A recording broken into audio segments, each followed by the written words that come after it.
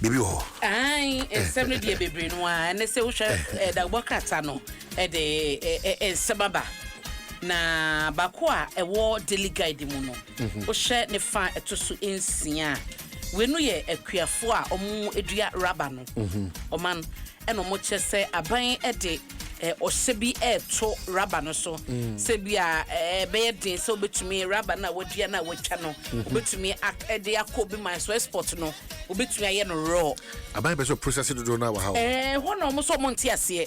because ka osa aban ose osoafo no yo hwehwe adwuma so no e dey kan yo mo be ye meeting e wo san komo ye die ya ho raba no ne koyo mo be fa so ne ade e ma ne ye so be san aba no makoye a second meeting na emu no mo be hunu gina ye mo be sini ade o man be sie ne second meeting no ama na omo wo hona na omo te se empanyifo de sa policy way aba e chese se no omo de o se kakra restriction beto so se wo pesa won kra raba na wodua no enko raw eno omo de o se beto so kakra na eno na akuafo a edua wo western region no enyina akabo so mo nkabo muko eche so mo ne osoafo no ne aban no enya adwen wo sa anamonto no a omo etu no some de tabo eto so mo ntube enkra raba no emwa osoafo de dingita ho se no mo chese second meeting na nka wo so no mo conclude na stakeholders na akuafo nyina no mo nyina hunu ba bia se de omo ye niema meeting no amanye omo te one man na mo de sa wo se ya ba beto so se mo de ban eba na oma no mo chese de abani eye ni nyina no ye so mo pese omo mani favor adwumako bi efre wo mo Ghana Rubber Estate Limited eye grill na eni kakra bi eka omo ho na ansema akuafo no eka ne se sa company no otomo rubber na o man setie nie na wontu ya sika na kwamo de wo mo na de ahokire ne ade ahomete o ena incentive bi ampo de won mo de ba mo se bia ye de bebo akuafo ne ade enti no saban sade we be ka ho se enkoye obakofo a emmoa wom eno na wo mo ede to aban anim se onkeka ne ho na de wo se aban eye no onye na animanim ya enye sade a emmoa enti oban eno wo ho ena ne fa so to so miensa no se weekend ya no ena ukọ omampadi na tena ya 9 lessons ekoso ye na no feed no omo ye 9 lessons na ehwono mo ena Reverend Stephen Wengam wono eno ye general superintendent Assemblies of God Ghana okokasa ye no o man ode Ohene Herod wo hye eye Yesu na wo mu ne niema na keka bomu ni ade a eno wo chese enam se na Herod kita tumi na tumi ni ready timu ano chese wafa ne se eno obetumi de adwuma nti no na woye na adwesen ka obekum Yesu ye yaje nkwa no na akwanye efa so tumi ni ready mu ane ade nti oye futu ama se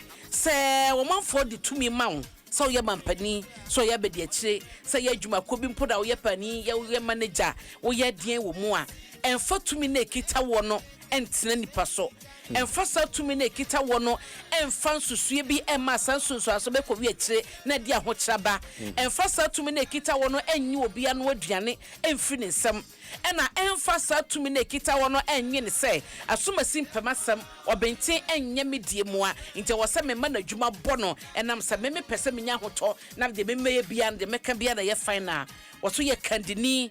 ba bia wo bia no ya hweye ematumi enwra wutim emawum entu anamo bia ede yawde bebre obi eni na busua oso yesa no anyakopon hira no ebedwane kra fe wonchen oman eno ena daily guide abokrata no ede aba ya ebo ho amane na wo ba Ghanaian Times mu nso a wabo amane bebre oman wonim se blue water gat no nipa mako ahansia eni aduasansia 636 ena wosoafo no ene ye kase omo chese ya pa omo hontoma ye omaje bosume entity ye omo beba bonten abaye adwuma abesom man no ani nyina ne eye yensu wonsuwa se ye bebo yensu ne yensase ho ban no eno enwo adwuma no omo eba abaye omo so bebo galamsi na setu entu hwe we no a na eye Asante region, Central region, Eastern ena Upper West region ena omo yi sa third batch nyina efri ya omo montete awie entu omo pia bonten abaye adwuma abesom man Ghana Naval Forward Operation Base FOB as in Libo eho na wo mo ekoko gentity no e Western Region Lembele district wo mo gentity o mo wi ababonten na omano say ye bedi bro nya ne sa enti enipa bia eda livelihood empowerment against poverty LIP program na aban ede eso abusua hodo na afiasene no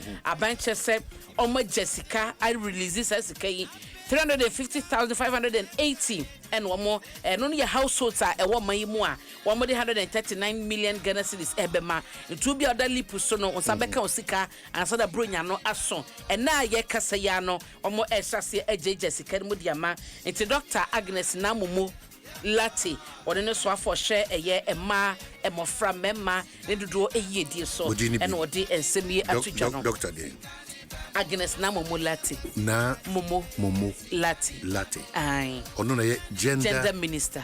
ai ti lipusika no aba aban jamu ama wo ma fiti na ekoi no mo be hyase ehunu wa ye send ama wo phone so wa ye de to account mu nyina no mo be hunu se sika na ba bedru nti bronya ne de aba ntema ma ebi no omo se yi phone na ye de ye nyu no ma ye de 636 omo ma ye de se blue water gas for send ya deploy wo mo a wo so beboa amagalam se so ate na ebi bisa se na omo a ye di kan deploy wo mo no omo dwuma no okay resource when of course we will have to analyze exactly na ye hu said ye titi eno na Ghanaian Times aka ho 70 infonya was obi ko ya do ya na 100 ye na MTN 4 and ma donate 200,000 Ghana cedis said for support breast cancer treatment wow enu for mo kokram e ma na enya bi ni ade no nti omo de call ye Kolebu Teaching Hospital and na Breast Care International me chama me Beatrice nti no na pa wayache wayache papa ni na no so boboa ebodawuro se de be ya obete ne ntem no aye ho adwuma ntem ye hunu ne ntem a tumi so no ma ne free onufu nim ye hunu ne ntem na ginsem a ne kodum pempe so wo se etwa onufu a nya kasa tenten enya chinye enya se me de koye mpaebo wadaroma bitumi ekun minimobia mi money dini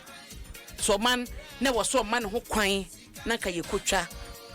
o sedda wanti ase bompa ye de ya sorry o man ko wi achi o jitu mu se yentwa no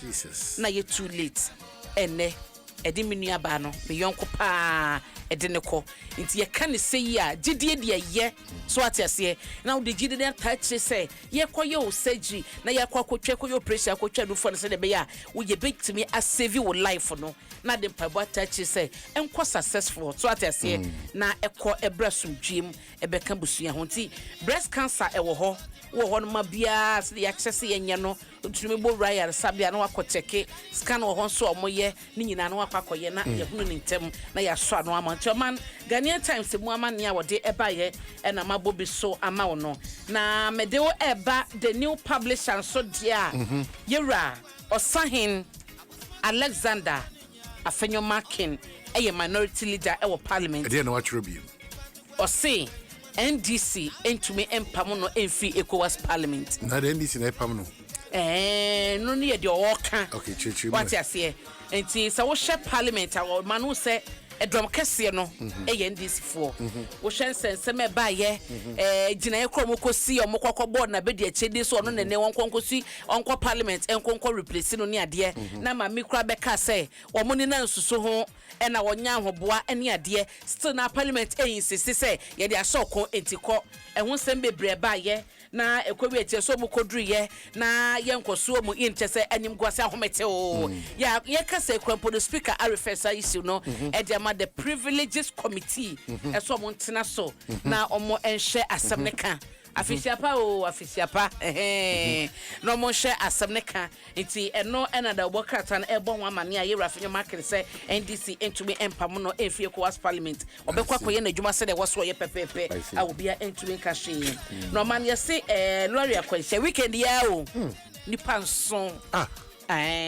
weekend ya ebo amane ba ko esi wo Kumasi kwan ya so ingresi ema ho no nipa mienu ehwe wo mo kwantia no na da obokreta yi abomu amane ntia kwansia mienu na esiye